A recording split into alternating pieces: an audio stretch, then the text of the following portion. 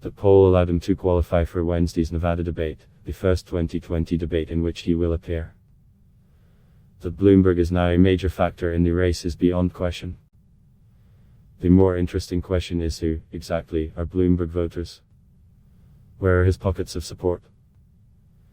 And perhaps most importantly, who has Bloomberg taken these voters from? A look inside the NPR/PBS/Marist poll suggests that the answer to that final question is, generally speaking, former Vice President Joe Biden. Bloomberg rose 15 percentage points from the December version of this poll until today. Biden fell 9 points, from 24% to 15% in that same time period. Dig even deeper and you see that a Bloomberg voter today looks a lot like a Biden voter from back in December, with one clear difference, which I'll get to. First, here's where Bloomberg is running strongest, and remember that the former mayor trails Vermont Sen. Bernie Sanders by 12 points in the overall national vote. 1. Moderates. Bloomberg has emerged as the top choice for Democratic voters who view themselves more in the ideological middle of the party. He takes 29% among moderates as compared to 23% for Sanders, 14% for Biden and 13% for Minnesota Sen.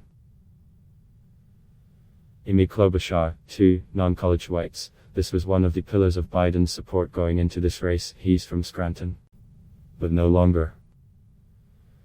Among this group, it's Sanders who leads with 34%, followed by Bloomberg at 24% and Biden at just 10%. Among all white voters, Bernie leads with 29%, followed by Bloomberg at 18% and Warren at 15%. Biden takes just 9%.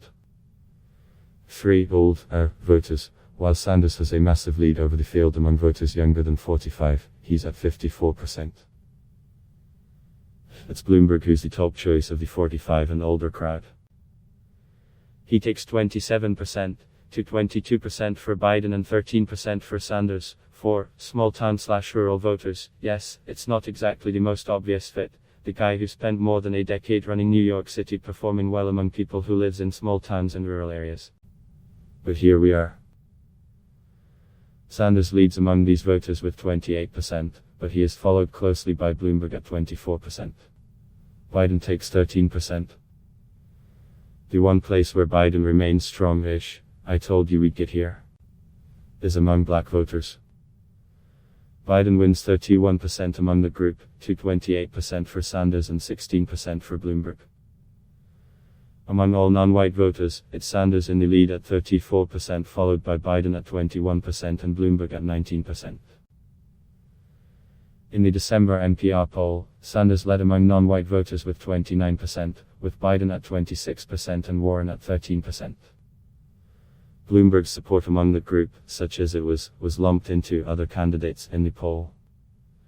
While there's a tendency to focus on the ongoing fight between Sanders and Bloomberg in the race, it's actually Biden that Bloomberg needs to put down before he can worry too much about Sanders. If Bloomberg can eat into Biden's support among black voters, Biden is done for. Bloomberg will have fully taken his slot in the race and his voters. Because Bloomberg isn't on the ballot in any states until Super Tuesday, March 3, it's possible Biden can make a comeback in Nevada this Saturday and South Carolina next Saturday. At the moment, it's Bloomberg, not Biden, or Klobuchar or former South Bend, Indiana Mayor Pete Buttigieg, who is emerging as the pragmatic alternative to the liberal Sanders.